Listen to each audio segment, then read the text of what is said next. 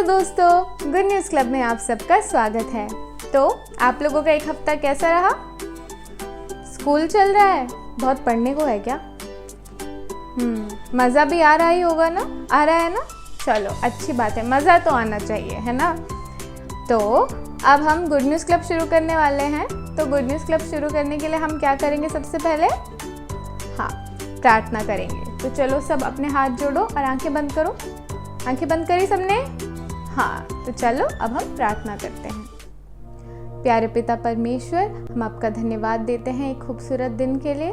आपने हमें एक नया दिन देखने का मौका दिया, उसके लिए हम आपका धन्यवाद देते हैं। हमारे साथ रहना और हमें आशीषित करना। वो हर एक इंसान जिसने गुड न्यूज़ क्लब का एपिसोड बनाने में मेहनत की है, उनके साथ रहे और उनको आशीष दे।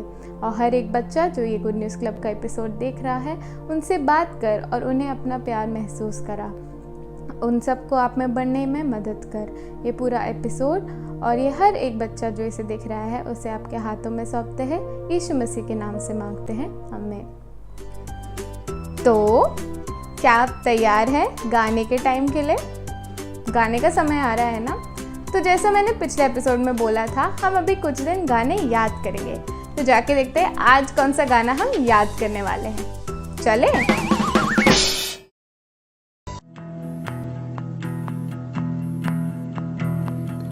किसके साथ था परमेश्वर? डैनियल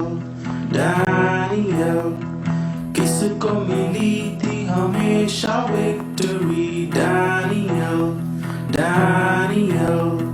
वो परमेश्वर आज है यहाँ मेरे अंदर बाहर सब जगह। मिलकर खुशियाँ मनाएं क्योंकि वो है मेरा परमेश्वर। वो हालेलुया, वो हालेलुया, वो हालेलुया, वो हालेलुया, वो हालेलुया, वो हालेलुया, वो हालेलुया, वो हालेलुया, मेरा परमेश्वर। तो दोस्तों, क्या आपको आज का गाना याद था? याद था? अरे वाह, ये तो बहुत अच्छी बात है। मुझे बहुत खुशी हुई ये जान के कि आप सबको आज का गाना याद था। पर अब किस बात की बारी है? मेमोरी वर्स सीखने की, है ना? तो हम हमेशा अपना मेमोरी वर्स किससे सीखते हैं? बाइबल से। और बाइबल क्या है? परमेश्वर का वचन है। परमेश्वर बाइबल के द्वारा हमसे बात करता है। तो जब हम ये मेमोरी वर्स सीखते हैं ना, तो हमें ये याद रखना चाहिए कि ये मेमोरी वर्स के द्वारा कौन हमसे बात कर रहा है? परमेश्वर। तो आज का मेमोरी वर्स क्या है, देखते हैं। आज का मेमोरी वर्स है पहला कुरिन्थियों 10:13b। क्या है? पहला कुरिन्थियों 10:13b। वह तुम्हें सामर्थ्य से बाहर परीक्षा में ना पड़ने देगा, वरन परीक्षा के साथ निकास भी करेगा कि तुम सह सको। यहाँ पे कौन से परीक्षा के बारे में बात हो रही है? क्या आपको पता है? हमारे एग्जाम जो होते हैं वो बोर्ड एग्जाम की बात हो रही है? नहीं। टर्मिनल एग्जाम की बात हो रही है? नहीं। यूनिट टेस्ट की बात हो रही है? नहीं। Internal exam? नहीं। Competitive exam? नहीं। ये हमारी जिंदगी की परीक्षा के बारे में बात हो रही है। हम जो छोटी छोटी मुश्किलों से गुजरते हैं, चाहे वो मुश्किल हमारी ज़िंदगी में आई हुई कोई परेशानी हो, या कभी कभी जो हमें पाप करने का इतना मन करता है ना, वो भी तो एक मुश्किल है ना। उस मन से, उस इच्छा से, वो पाप करने वाली आदत से लड़ना भी तो एक तरीके का परीक्षा है ना? तो हम इस तरीके की परीक्षा के बारे में यहाँ बात कर रहे हैं। तो परमेश्वर हमसे किस परीक्षा के बारे में बात कर रहा है? जो हम अपनी ज़िंदगी में जो सहते हैं, जो आता है हमारी ज़िंदगी में, परीक्षाएं आती हैं, कठिन समय आता है, उसके बारे में परमेश्वर हमसे बात कर रहा है। और फिर वो क्या कहते हैं, वह तुम्हें सामर्थ्य से बाहर परीक्षा में ना पड़ने देगा। इसका मतलब क्या है कि हमारा जो सहन शक्ति है, जितना हम सह सकते हैं, उससे ज़्यादा कभी भी परमेश्वर हमें कठिनाई में नहीं पड़ने देगा। क्या हम जितना सह सकते हैं, हमारे पास उतनी ही दिक्कत आएगी। तो अगली बार जब हम बहुत परेशान होंगे तो हमें याद रखना है कि परमेश्वर जानता है इतना तो मैं सह सकता हूँ, इसलिए उनने इतना तो वो हमारे पास आने दिया, है ना। तो क्योंकि हम परमेश्वर के बच्चे हैं, परमेश्वर आगे और क्या बोलता है पता है, कि वर्ण परीक्षा के साथ निकास भी करेगा कि तुम सह सको। तो क्या कह रहे हैं, हाँ, एक तो हमारे सामर्थ्य के बाहर हमें परीक्षा नहीं मिलेगी, है ना, उतनी ज़्यादा दिक्कत नहीं मिलेगी जो हम सह ना सके। और जब आएगी दिक्कत, जब परेशानी आएगी, जब हम उस परीक्षा के सामने होंगे, तब वो क्या देगा, उसे सहने की शक्ति भी देगा, उसमें बढ़ के उससे बाहर निकलने की शक्ति भी देगा। जब हम छोटी छोटी परीक्षाएं लिखते हैं, एग्ज़ाम लिखते हैं, तो जब हम लिखते हैं और उसमें हमें प्राइज़ मिलता है या हम उसे पूरा कर पाते हैं, तो हम क्या बोलते हैं, हम जीत गए। कोई गेम खेलते हैं तो क्या कहते हैं, हम जीत गए, है ना। क्यों? क्योंकि वो छोटी छोटी ही सही, पर वो क्या है, जीत है ना, हम विजय पाते हैं। और आज का वर्ड अप क्या है आप जानते हैं? आज का वर्ड अप है परमेश्वर विजय देता है। परमेश्वर विजय देता है। हम सब साथ में बोलेंगे, 1 2 3, परमेश्वर विजय देता है। तो जब हम आज का मेमोरी वर्स पढ़ते हैं तो हमें परमेश्वर क्या बता रहा है इससे, कि हमारी सहन से बाहर हमें परीक्षा नहीं मिलेगी, पर वो परीक्षा से जब हम गुजरेंगे तो हमें वो सहने की शक्ति मिलेगी और हमें उससे बाहर आने मिलेगा, हमें उससे विजय प्राप्त होगा, है ना, हमें उस परीक्षा से विजय प्राप्त होगा। तो हम जल्दी से सीखेंगे आज का मेमोरी वर्स। चलिए मैं एक बार पढ़ूंगी, आप मेरे पीछे पीछे दोहराना। चलो बोले, पहला कुरिन्थियों 10:13b, वह तुम्हें सामर्थ्य से बाहर परीक्षा में ना पड़ने देगा, वर्ण परीक्षा के साथ निकास भी करेगा कि तुम सह सको। पहला कुरिन्थियों 10:13b। अब हम सब साथ में बोलेंगे, तैयार हो? ओके, 1 2 3। पहला कुरिन्थियों 10:13b, वह तुम्हें सामर्थ्य से बाहर परीक्षा में ना पड़ने देगा, वर्ण परीक्षा के साथ निकास भी करेगा कि तुम सह सको। पहला कुरिन्थियों 10:13b। एक बार आज का वर्ड अप भी साथ में बोलेंगे। तैयार हो? सब तैयार हो? खड़े हो जाओ, खड़े हो जाओ और एकदम जोश में आज का वर्ड अप बोलेंगे ना? ओके, 1 2 3, परमेश्वर विजय देता है। बहुत बढ़िया। तो चलो जाके देखते हैं कि आज हम कहानी कौन सी सुनने वाले हैं। चले। पौलुस आज के कहानी में अब रोम के कारागार या जेल में है, क्योंकि पौलुस यीशु के विषय में प्रचार किया। अभी वो पहले के तरह यात्रा नहीं कर सकता था, परंतु वो अभी भी पत्र या चिट्ठी लिख सकता था। इसलिए अब उसने इफिसियों को चिट्ठी लिखा। इफिसियों के लोग पौलुस से पत्र प्राप्त कर बहुत उत्तेजित हुए। पौलुस ने उन्हें बताया कि कैसे परमेश्वर का अनुसरण करना है। इस पत्र के अंत में पौलुस ने लिखा कि कैसे लोग प्रभु में बलवंत बन सकते हैं और परीक्षा के विरुद्ध लड़ सकते हैं। परीक्षा मतलब परमेश्वर के विरुद्ध या विपरीत कुछ करने की इच्छा है। जो मुखाग्रित पद में हमने पिछली बार सीखा था वो इस विषय में बात करता है। आइए हम इसको मिलकर बोलेंगे। इफिसियों 6:10 निदान प्रभु में और उसकी शक्ति में बलवंत बनो।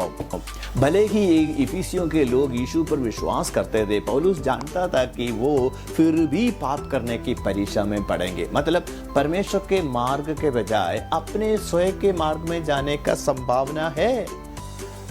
जब पौलुस ने इफिसियों को चिट्ठी लिखा, वो जानता था कि वो अभी पाप करने की परीक्षा में पड़ेंगे, इसलिए उसने उनके लिए एक मार्ग के विषय में लिखा जिससे वो परीक्षा के विरोध में दृढ़ खड़े हो सके।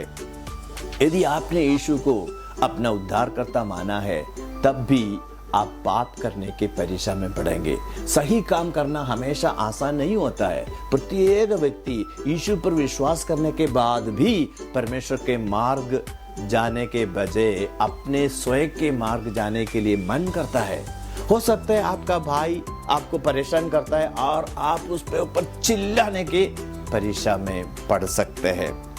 हो सकता है कि स्कूल में आपकी कक्षा में कोई ऐसा है जो अन्य बच्चों जैसे नहीं दिखता हो सकता है और आप उसका मजाक उड़ाने की परीक्षा में पड़ सकते हैं। जब दूसरे बच्चे उसका मजाक उड़ाते हैं तो आप भी हंसने की परीक्षा में पड़ सकते हैं। या आप अपने विषय में सोचते हैं कभी परमेश्वर आपकी चिंता नहीं करता। कभी कभी ऐसा होता है। कई बार हम शैतान द्वारा पाप करने के लिए लुभाए जाते हैं। बाइबल कहती है, पहला यूहन्ना 4:4 में लिखा है, क्योंकि जो तुम में है वो उससे जो संसार में है बड़ा है।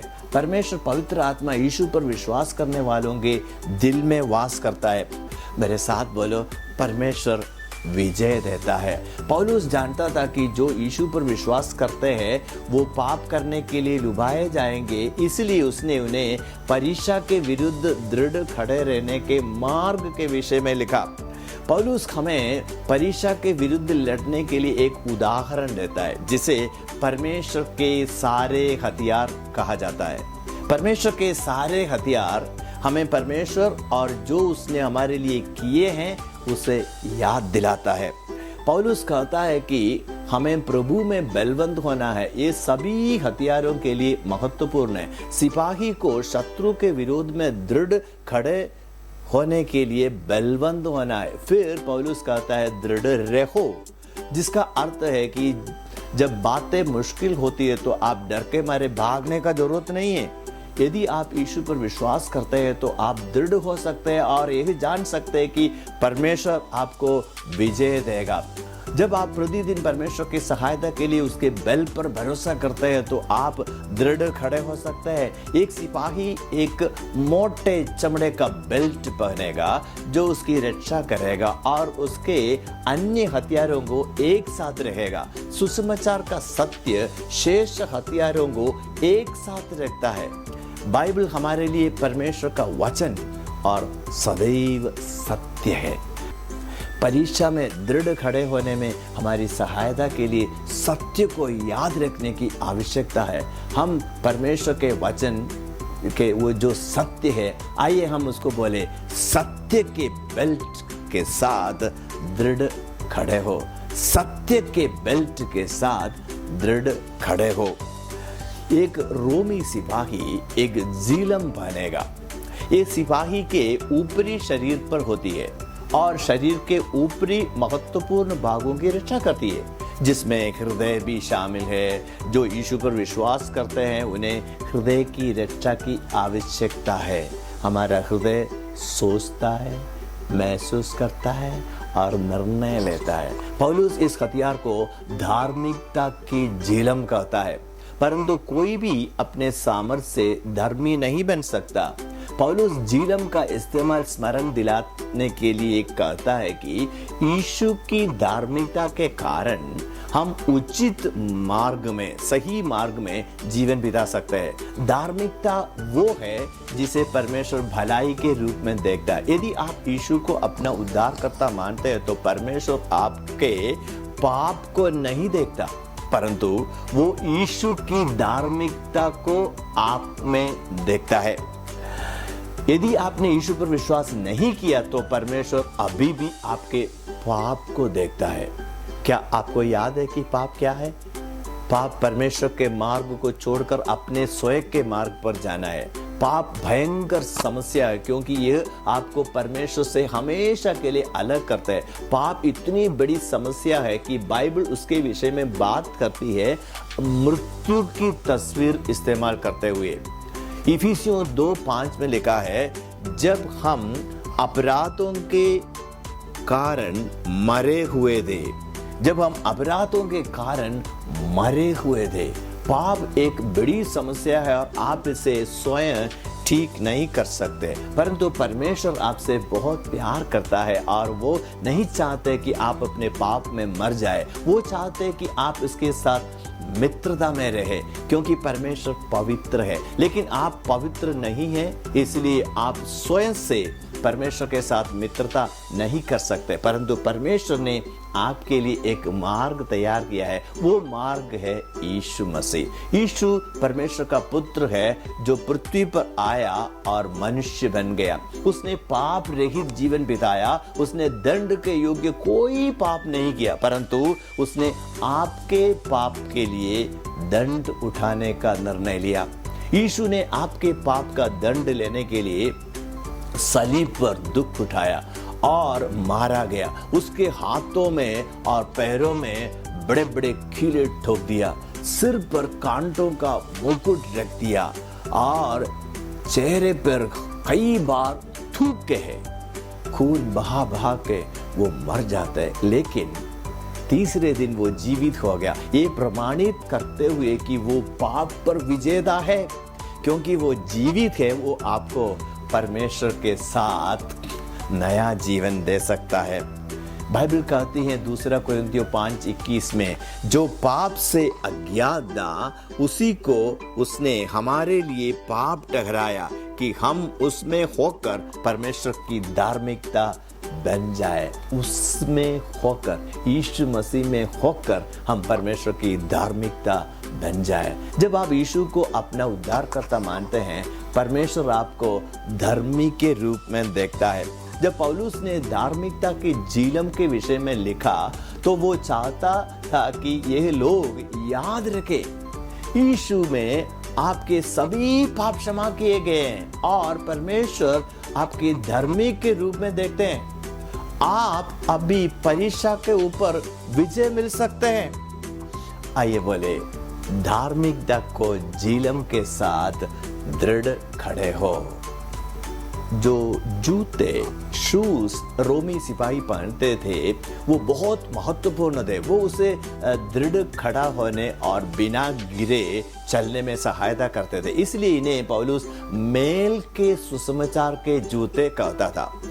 आप परीक्षा में दृढ़ खड़े रह सकते हैं और परमेश्वर के वचन के अनुसार जीवन बिता सकते हैं, क्योंकि आपका परमेश्वर के साथ मेल है।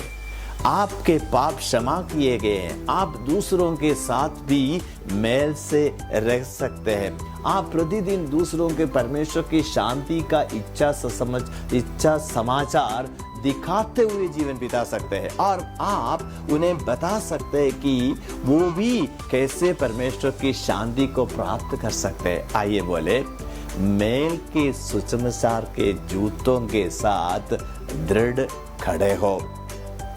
एक रोमी सिपाही ढाल लेकर चलता है तो उसके पूर्ण शरीर की शत्रु से आक्रमण से रक्षा करती थी। परमेश्वर में विश्वास एक ढाल के समान है जो शैतान के आक्रमण से रक्षा करता है। विश्वासी भरोसा कर सकता है कि परमेश्वर भला है और जो भी वो कहता है सत्य है। पौलुस इसे विश्वास की ढाल कहता है। विश्वास का मतलब परमेश्वर पर पूर्ण भरोसा करना। एक मार्ग जिससे हमारा विश्वास दृढ़ होता है वो है दूसरे विश्वासी के साथ संगति रखना।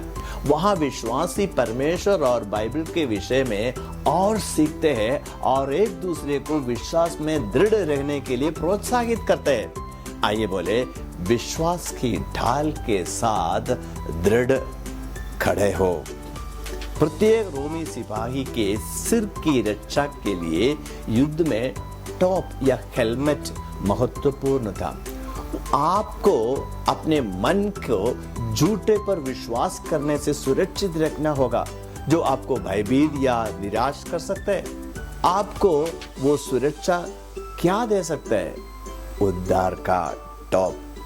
आपके उद्धार के सत्य के विषय में सोचना आपकी भयभीत होने से या निराश होने से रक्षा कर सकता है। यदि आपने यीशु पर विश्वास किया है तो आप परमेश्वर के हैं। ये सत्य कि परमेश्वर ने आपके पाप क्षमा किए हैं और आप उसके परिवार के सदस्य हैं। परमेश्वर ने आपके लिए क्या किया है उसके विषय में सोचना आपकी परीक्षा के विरुद्ध लड़ने में सहायता करेगा।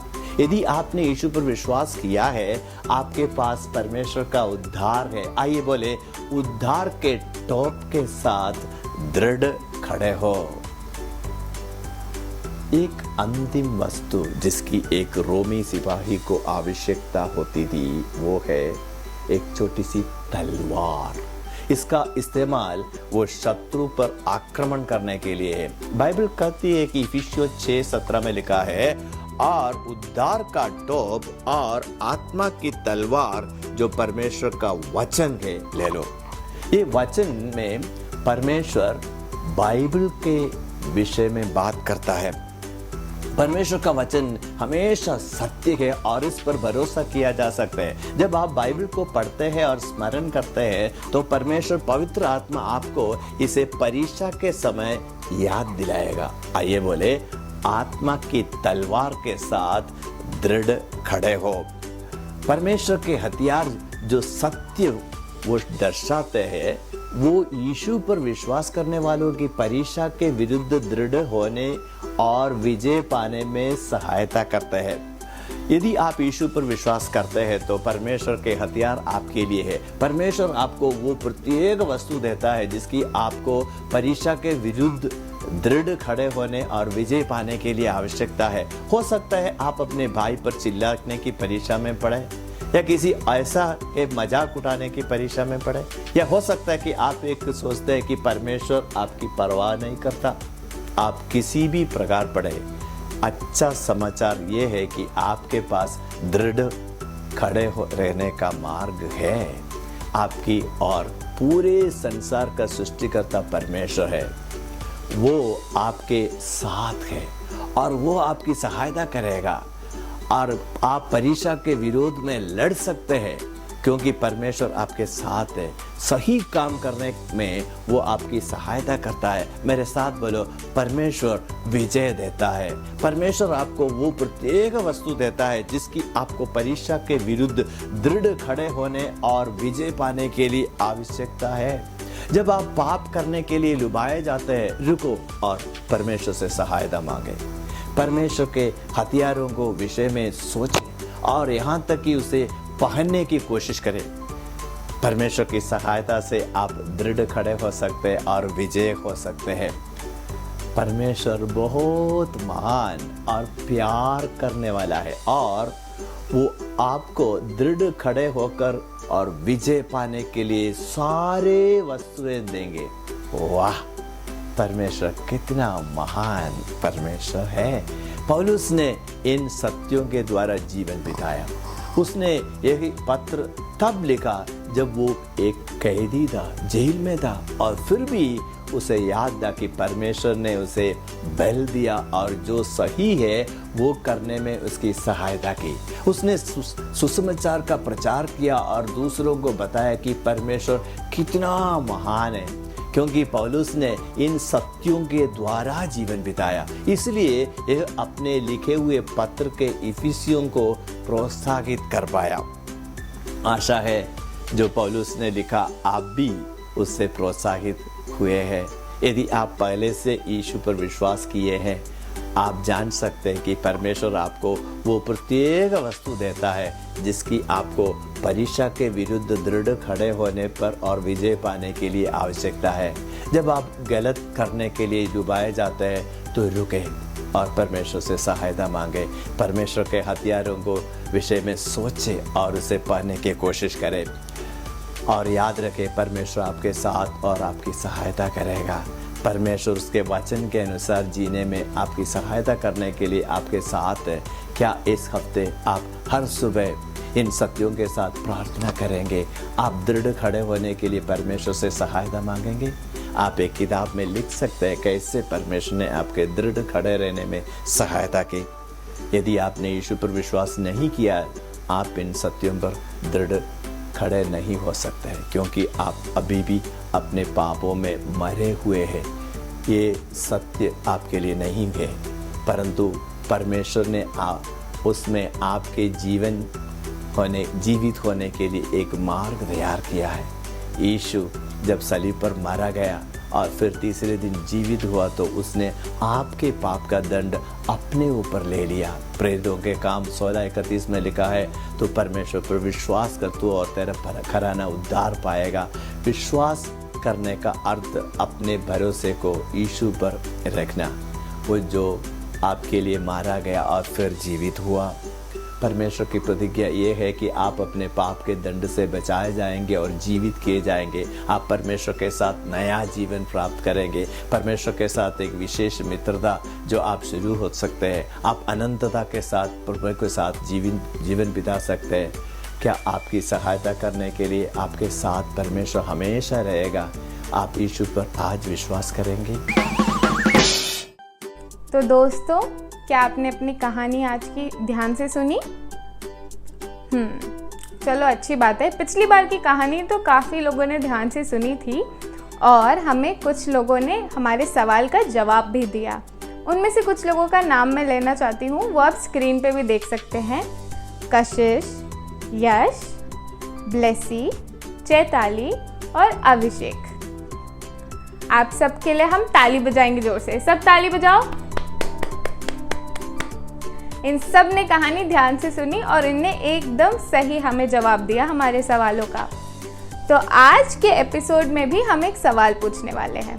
तो ये एपिसोड से कुछ भी लेके हम पूछ सकते हैं आपसे।